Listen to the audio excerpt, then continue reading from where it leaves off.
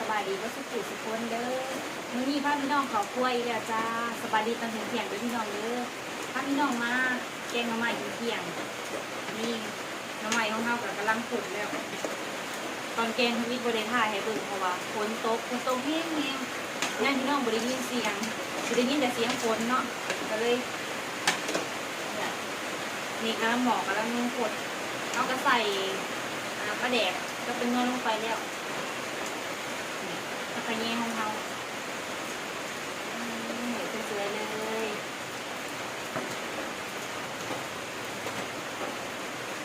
นี่เขาเบื่อนำยานางจ้ะกดเลยก็มากิน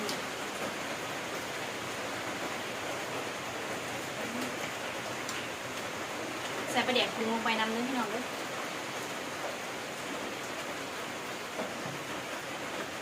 ใส่เกลือน้ำไหนหนึ่ง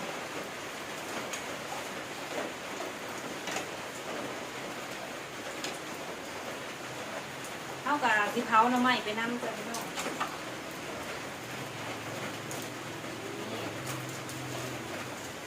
น้ำใหม่ที่เขาไปหามื้อเช้านี่แหละจ้ะที่ลุงให้พี่น้องเบิ่งนั่นแหละลายนะเพราะว่าคนมันตกดีเนาะแล้วกันน้ำใหม่เขาก็สิออกลายส่วนนี้นะแต่ว่าน้องเขาสิบได้ลายเป็นได้สิได้เหี่ยวเอาเหี่ยวมาเนาะเผาเอาสีเผาไว้ขั้นสูงน้ำไม้เนาะเป็นไผ่กระยาขั้นสูงน้ำไม้เด้อว้าวสวยจังเลยนี่ครัวของเราจะได้ผักมาใส่มาพอดีเลยโบดฝนพี่น้องเอ้ยกระดอกกระเดี่ยสบายดีจ้า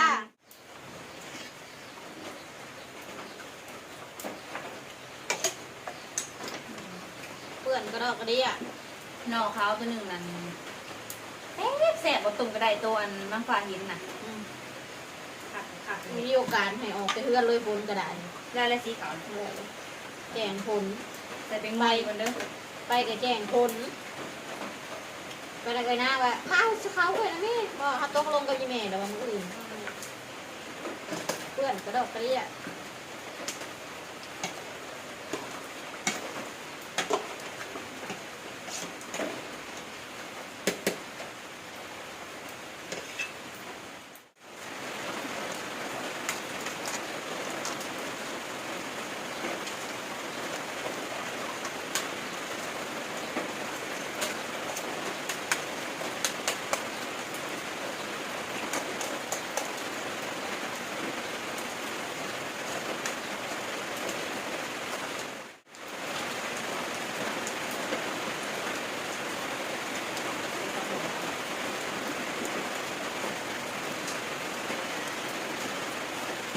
เต็มตามน้อยหนึ่งจ้ะ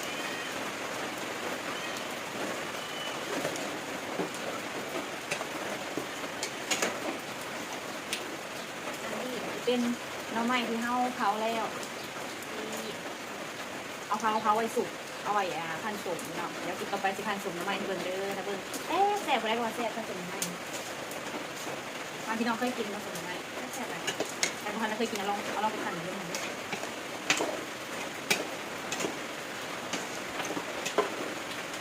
ทานหอเดียกทานมาคนจะนี่คือสิเป็นเผาน้ำไม้เผาของเราเพราะว่าเตามันน้อยว่าสิออกไปเผาอยู่นอกค่ะแล้วฝนผัดดันโตทั้งเผาทั้งแกงนี่ก็สิเป็นแกงพี่น้องนี่แกงน้ำไม้เป็นตะแซ่บบ่มาเด้อมากินน้ำกันเด้อกินข้าวเที่ยงน้ำกันแบบเน้นข้าวบ่ายแต่แหละสิบ่เที่ยงอะไรมันบ่ายแล้วมีหอยด้วยนะคะหมอนี่สิเป็นนั่นต้มน้ำไม้เปิดจะเพิ่นหนึ่งก่อนนี่อุ้ยฮ้อนมันก็สิลายหูลายตาฝนตกก็สิเป็นเปื้อนเนี่ยหุ่นน้ำไม้เขาก็ยังกองอาหยะอยู่ก็สิแล้วง่ายกองอาหยะเลยกองอาหยะอยู่บ่ได้แล้วง่ายเด้อชุบเลยดิสุกระบะกันยังลงไปเขาไปกินกันบ้านมีหอยนาด้วยเนาะอันนี้สิเป็นอันหน่อไม้สมเซน้ำเกลือไว้อันนี้นะบืนเท่ากับสิขั้นอันน้ำเกลือออกแล้วก็สิเซไว้เฮ็ดหน่อไม้สมหน่อไม้ดองเซไปคืนหนึ่งพี่น้องเดี๋ยวมื้ออื่นเด้อเบอร์สิมาอัปเดตเราเป็นอะไรสิเห็นให้พี่น้องเบิ่งเดี๋ยวใส่กับปุกให้เบิ่ง นี่แกงหน่อไม้ของเรา ตัว ว้า เผาตัวต้ม วน่ากินจังเลย แกงหน่อไม้เฮาสุกแล้วพี่น้องเฮาก็สิมาเผาหน่อไม้ต่อจ้าน่าก็ได้หาพวกหน่อเผาไว้คือสิบ่แล้วง่ายดอกว่ากองบักใหญ่เลยหน่อไม้เฮาหน่อไม้เผาไว้กิน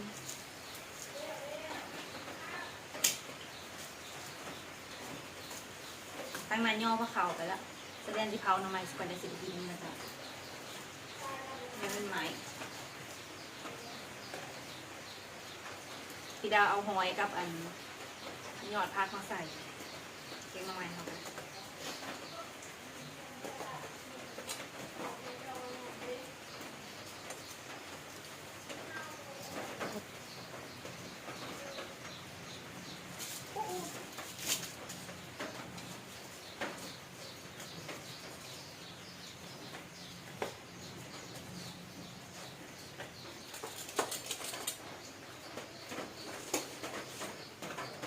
ทานกับซิเบิ้ล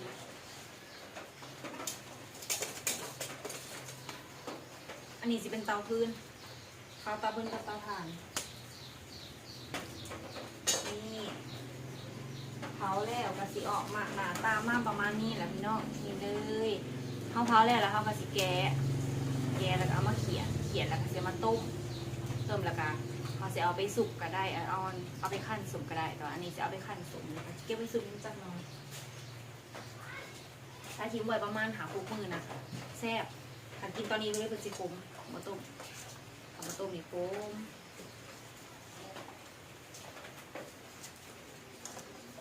ดีจ้าจะเก็บแล้วพักนะดีจ้าเก็บแล้วเริ่มโตวันจะเก็บพักเอาบอกเอาทำไมมาแล้วแม่ดีจ้าดีจ้าอุ้ยวันต่อม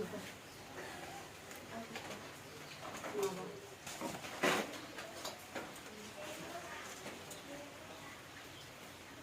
โอเคแล้วจ้ะพี่น้องซาเทนกับสิคอตัวไปเผาหน่อไม้ต่อกันเด้อสำหรับคลิปนี้สิคอตัวลาไปก่อนเด้อพบกันใหม่คลิปหน้าเด้อจ้าบ๊ายบายฝากกดไลค์กดแชร์กดติดตามเลยเด้อจ้าน้องเขาก็ต้อง แซ่บบ่เล็กหน่อยได้สะ เปิดนะ บ่กินบ่ท่านได้กินข้าวเลยค่ะมาเด้อพี่น้องกินนำกันเด้อกินข้าวตอนบ่าย2หน่อย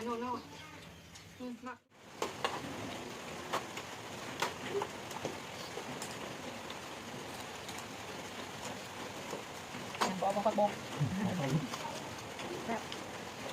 มันจะแบบเพลงบอกเดี๋ยวบอกสั่งเก็บมาน้อยปะเรื่องนี้จะขายขนาดนั้น พอแล้วตาไปให้หมูกิน น้อย แล้วตอนทำคุม